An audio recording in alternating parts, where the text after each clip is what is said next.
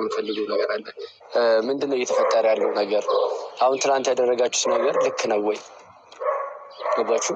እዛ ጋር ቆማችሁ ለድርድር መቅረባችሁ አግባብ አይደለም። ገባሽ አይደለ? ሩታን የምናውቃት ፐርሰናሊቲ አለ፣ ኤርሚላን የምናውቅበት ፐርሰናሊቲ አለ።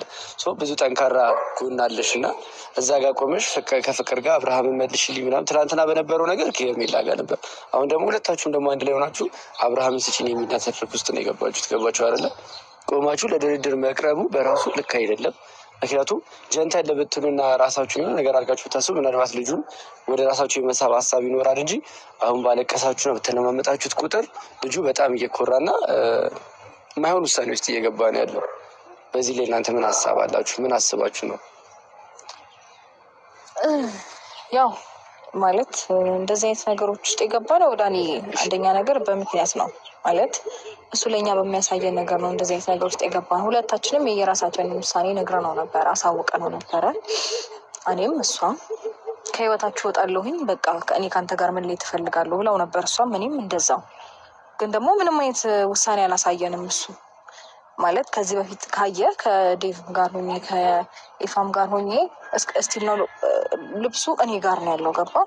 ናና ውሰድ ብዬው ነበር። የሚፈልጋቸው ዶክሜንቶች ምናምን ነበሩና ናና ውሰደው ብዬው ነበረ። እስካሁን ድረስ ግን እንደዚህ አይነት ነገር ምንም አይነት ነገር አላደረገም። ከዛ በኋላ ይመጣል እኔ ምን አልኩሽ እኔ እንደዚህ ሆንኩኝ ምናምን የሚሉትን ነገሮች ነው የሚናገረው። ከዛ ደግሞ ስንገናኝ ደግሞ የሚያደርገው ነገር አለ ማለት ለየብቻ ሲያገኙ ሌላ ሰው ነው። ልክ እኔና እሷን አንድ ላይ ሲያየን ደግሞ ሌላ ሰው ነው የሚሆነው። እኔ አልፈልግም አልኩኝ ምናምን። ድርጊቱ ሌላ ነው፣ አንደበቱ ሌላ ነው። ምንም ማቻ አያደርግም።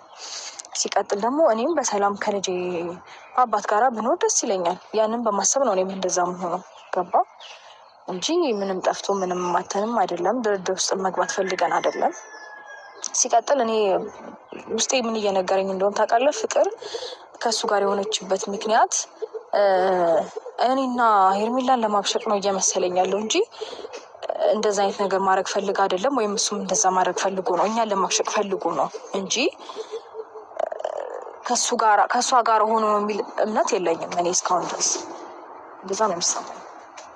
በእኔ በኩል ደግሞ ዳኒ እንዴት ነው በዛ ልክ መስመሮችን አልፌ እንደገና ደግሞ እንደዛ ሲያደርግ ዝም ብዬ የታገዝኩ ያለሁት? አንደኛ በሚያሳየኝ ነገር ነው። ከዛ በፊት ታውቃለህ ታሞ ነበረ። ከታመመ በኋላ እኔና እሱ በጣም ተራርቀናል። ከመታሙ በፊት አብረን ነበረ። እስቲል ታሞ ደህና ሆኖ ከመጣ በኋላ እንኳን ያንን ውሳኔ ወሰንኩኝ። ከቤታችሁ እወጣለሁኝ ብዬ ላይክ ደስተኛ ባልሆንም ግን በነገሩ የራሴ ውሳኔ ነው። በቃ አብርሃም እኔ እናንተ በዚህ መንገድ መቀጠል አንችልም፣ አንተም ከእሷ ጋር ቀጥል ብዬው ከሱ ህይወት ለመውጣት ስሞክር ይሄ ነው ወይ የፍቅርሽ ገደብ? ይሄ ነው ወይ